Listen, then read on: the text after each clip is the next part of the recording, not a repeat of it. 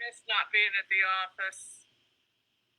We still don't have our full team at the office, but a lot of them are there now. Brandon, you can go ahead and get started if you like. Well, then I will. Good morning, everybody. Happy Planning and Operations Committee meeting in May. I think I can't see the agenda. Let me pull it off mine. Okay, great. So we'll start with the Pledge of Allegiance. So find a flag and stand up and say it out loud. I pledge allegiance. Allegiance to the flag of the United States of America, to the republic that stands and the nation under God, indivisible, with liberty and justice for all. All right. I will proceed with the agenda.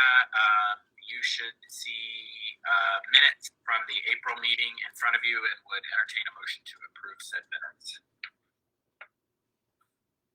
Motion to approve. Second. Great. So moved and seconded. All those in favor, please say aye. Aye. Aye. Great. Minutes are approved. All right. So we have two action. Sorry. Good news, John. You're up first. I'm going to just make one note prior to just getting started. The Board of Elections had a meeting this morning, just making sure people are aware of what happened there. That they approved the absentee ballots that they plan to count that were not included in the initial election, and the provisional ballots that were not included in the initial election votes that came in from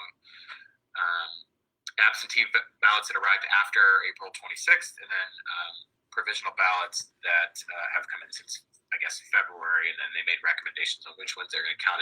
Bottom line is we know that they are going to count 3,322 additional votes on Thursday. We don't know what those votes look like, and we don't know what is in those votes, but we expect that sometime Thursday morning after the board meets again, they'll count 3,322 votes and then certify the election as long as it's not so close for a recount. So that's the update for the levy. All right. Great. So, John, over to you. Thank you, Mr. Chairman. We've got some good news to report to the board about how operations are progressing here in these challenging times, and these are certainly appropriate words for us today.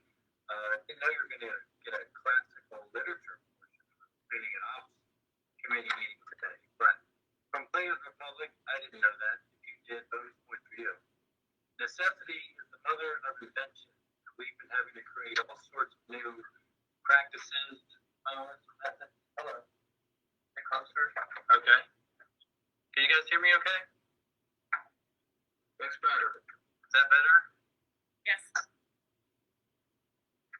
So we increased or upgraded our barrier. I hope you saw some of the good news coverage about it. This barrier that closes against the aisle there and then closes against on a hinge, moves on a hinge to close against the operator cabin area when folks board. This now allows for safer fare collection, for front door boarding, access to the full seating area. And again, many thanks and kudos to our in-house team of maintenance workers, maintenance management, who created, installed, designed, had everything to do with this barrier, and they have continued to improve its durability. Materials that are used, today being May 12th, we've been using the barrier for a month. And failure issues, durability concerns have dropped almost to zero. So very good work there, innovative work from our maintenance team. But we're not stopping there. We're now at work on further improvements to version 3.0. It's bigger, it's better, with new radiant action and wow factors. But it offers more protection. It's taller. It's wider in terms of reaching over the fare box out towards the windshield there. And this is in a fixed position. So some of the durability concerns that we had by constantly opening and closing the prior version. This is a fixed position, and in terms of visibility, on your screen there, you're actually looking through an installed barrier. So one thing we were not going to do is sacrifice safety, sacrifice visibility as we move towards this design, and we're very pleased with the design we're working on right now. It's been on the road on a Queensgate vehicle since Friday. Bond Hill expects to have one out on the road today. And we've had a great deal of cooperation and consensus building on this new version, from the maintenance team and the managers themselves to employees that raise concerns with the current version. We involve those individuals in the design process, the installation process, evaluating this new barrier, and we've received nothing but positive feedback so far. So we're looking forward to rolling this out for the entire fleet, and work is underway on this new version. So in addition to Brendan's update, a question for the board: do you know what we celebrated on April 28th besides Election Day? Anybody?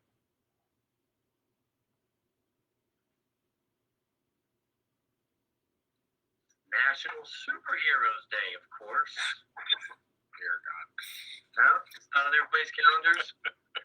Well, it is on ours here, and we've been part of the Heroes Moving Heroes campaign nationwide, honoring transportation workers in particular. Even Google got in on the act. If you notice, the Google Doodle one day as part of their efforts to honor frontline workers. And we are those frontline workers, or at least our bus operators are and our maintenance crew are. If you go by Government Square, you'll see this message on the booth that not all superheroes wear capes. Some wear Metro uniforms. We believe that. We're celebrating that. These are just small tokens of that appreciation and thankfulness for our operators, and it will certainly continue, and it's part of our culture here. So thank you to everybody out there on those front lines. We also need to listen to our customers, and an organization our size has a customer service department, but this is not a department. Customer service is everyone's job at Metro. And in listening to our customers, we've restored some fixed route service. In our modified schedule, the Saturday schedule for most routes, some branches were eliminated. So as of Friday, May 8th, we've restored some service, which includes brand new schedules. And many thanks and kudos and appreciation goes out to Matt Norman for building these new schedules. For the 43 Evendale branch, which serves some key shopping areas and employment areas on the northern end of that branch. The Saturday schedule also eliminated the 32 Price Hill branch, and we've created a new schedule to restore some service to that branch of the 32.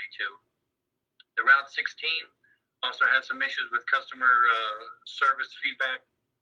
When we moved to the Saturday frequency for the 16, we missed some connections with some other routes in the morning at Government Square, so we've added new AM service to the 16.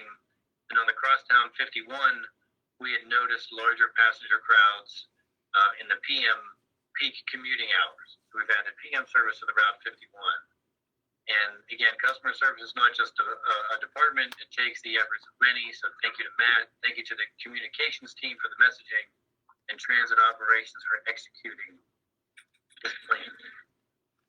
That is very good news. Thank you for sharing that. But I'm also curious that when you get good news and you make changes based on our riders and what they want, what we see happening, are we communicating that and pushing that out into the media with social media and that? Because of course they don't know what they don't know, and I think it's really important that we share that kind of information so they see that we are still trying to be agile to respond to the ridership request and needs.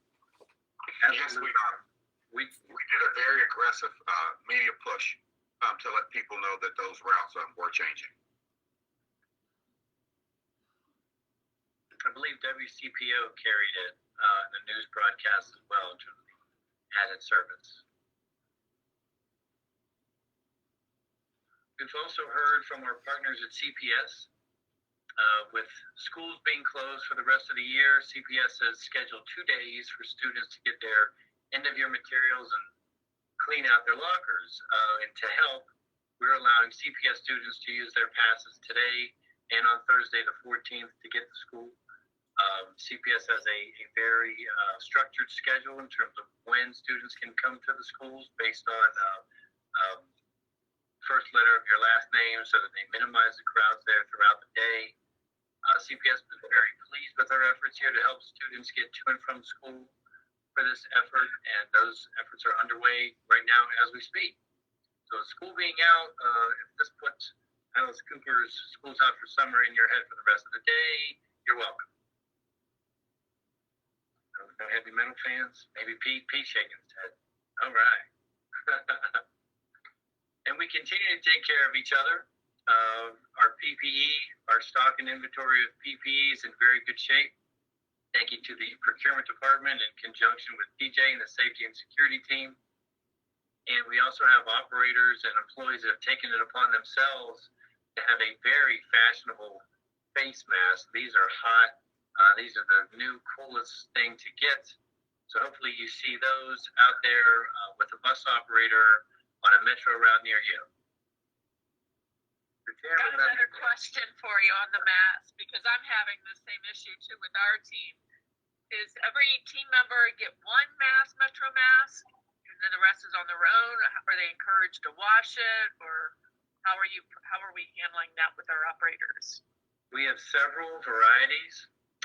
We have cloth masks that can be used up to 25 times, reusable, washable cloth masks. Some operators and access drivers prefer those.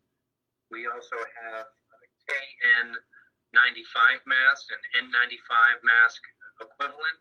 It comes with, those are given out one at a time. They come with an acknowledgement form that an employee has to sign that they're, in terms of their physical condition and any breathing issues, they're aware of how to properly use the KN95.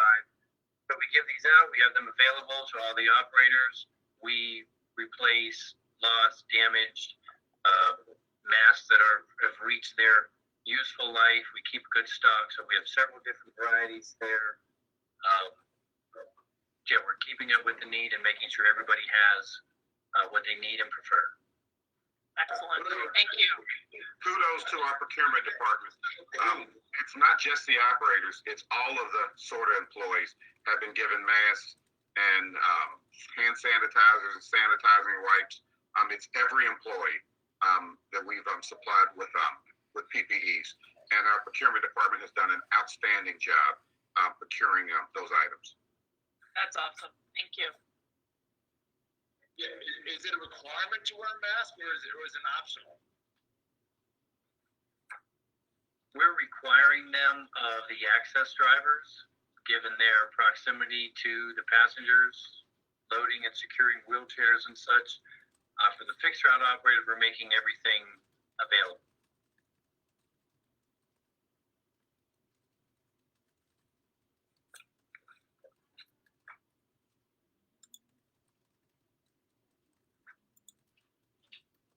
Thank you, Brendan. Thank you for the good news. I hope we have more good news next week. Next on the agenda, I think, is the ridership report. So, Matt. Yes, good morning. I have just a very brief, it's more of an abridged version of the April 2020 ridership numbers for you. Beginning with the fixed routes, total ridership for the month of April was 376,000. Ridership is up about 68% of what we had expected for the month. Local ridership made up 374,000 of those rides. Express ridership, we're only currently running 4 express routes, 3 of which are contracted with our neighboring counties, made up 2,100 of those rides. And year to date, we are right about 3.3 million riders, about 21% less than what we'd like to be. The local passengers per hour was 10.1, which is about half of our budgeted amounts, and express passengers per trip was 1.5. Again, that seems very low. Keep in mind we are only running those 4 routes, 3 of which are the contract routes with Warren, Butler, and Claremont counties. The ridership average for weekdays was about 14,000, and 10.7 for Saturdays, and just under 6,000 for Sundays. We had about, there were 68 missed trips in the month of April, and the biggest category being the other category. The other category includes things such as no revenue passenger trips. That's where, especially on those express routes that we're running, there were no passengers on the trip. The bus just came back to the garage. Or there was a couple, I believe there were 5 trips where there were heavy passenger loads, and the operator could not pick up any more passengers safely with the ongoing situation. And moving on to access, just very briefly, total ridership for the month of April was 2,334. That's about 88.5% below the normal or expected number of trips.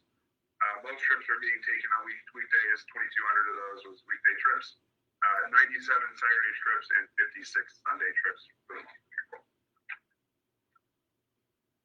And that is all the numbers I have.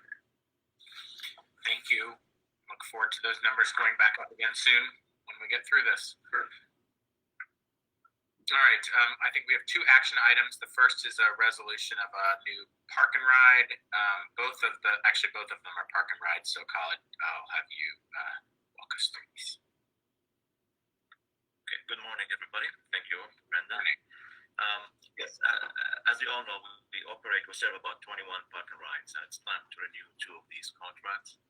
The first one is with KSDD Properties at Hilltop Plaza. Currently, we've been using this location for many years. We have 30 spaces at a monthly rate of $570, and the staff recommends that the board authorize the CEO, general manager, or CFO to execute a 5-year lease with KSDD at an annual cost of $6,840 and not to exceed cost of $34,800 over 5 years.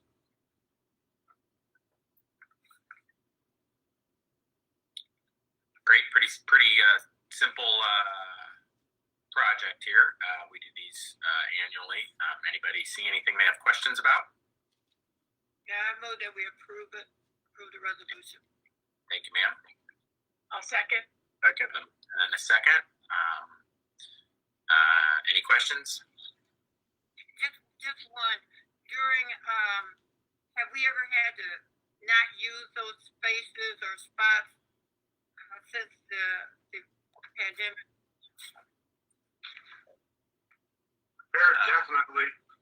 There's definitely a smaller usage of the spaces during the pandemic, but we want to continue with the park and rides because at some point in time this will be over, and we're hoping to expand our service, so we're hoping to use more park and rides. Yeah, I agree. I'm just questioning. Thank you. Yeah. Okay, so all those in favor of that, please say aye. Aye. Aye. Great. Thank you for the well-coordinated voice vote via GoToMeeting. The next one, Colin, go ahead with this. Looks like it's a Walmart Sam's Club. Yes. Yeah. Thank you again, Brendan. As Brendan mentioned, this is the park and ride at Walmart Sam's Club on Cheviot Road. We are leasing 130 spaces at $19.25, and we're renewing the contract for 2 years at not to exceed cost of $60,060. Okay. Does that Walmart Sam's Club actually use 130 spaces a day? That seems very high. Does. We peak at around 90 to 100 spaces. As long as it's free and there's no obligation to buy anything. So why are we paying good question. And we've been collecting data just to help us in the near future to make decisions once we start implementing reinventing Metro. We expect to see some increase in the park and ride utilization. So we're keeping all of that, under our eyes. So we'll see in the next year or so whether we need to reduce some of these spaces, or in some locations we may actually end up adding more spaces depending on how reinventing Metro goes. Do we pay for what we use, or are we committing to this number? we're committing to that number. Brendan, Actually, over the this used to be higher. If you remember, a couple of years ago, the original number I think was about 160 or something like that, and we reduced it to 130 2 years ago. Brendan, over the last couple of years, we have been reducing the number of spaces based on usage. In this environment, where we may be adding service, we're kind of holding steady to where we are. In the event that ridership increases, the agreement will allow us to reduce spaces if we need to. We're kind of holding steady right now until we know what we're doing in the future. Okay, fair enough. Yeah. So take a motion. Motion to approve. And Second. I'll second. Oh, great. Thank you. We have a motion properly moved and seconded. Any questions on the item? Any other questions on the item? Hearing none, all those in favor, please say aye. Aye. Aye. Any opposed? Great. Both of those can be placed on the consent agenda for next, I guess, is it next Tuesday's meeting? Yes. Actually, quick question on that. Is next Tuesday's meeting an evening meeting? No. Since we're still doing the go-to-meeting calls, it's going to be at 10 a.m. Okay. All right, great. So,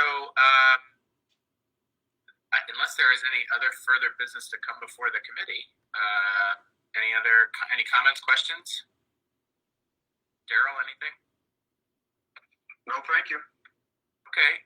Appreciate everything that everyone's been doing. I hope you are all staying safe and healthy and working hard and staying close with friends and family. And until we see each other next Tuesday at 10 a.m., I wish you a great week, and this meeting is adjourned. Everybody say a prayer. Thank you. Thank you.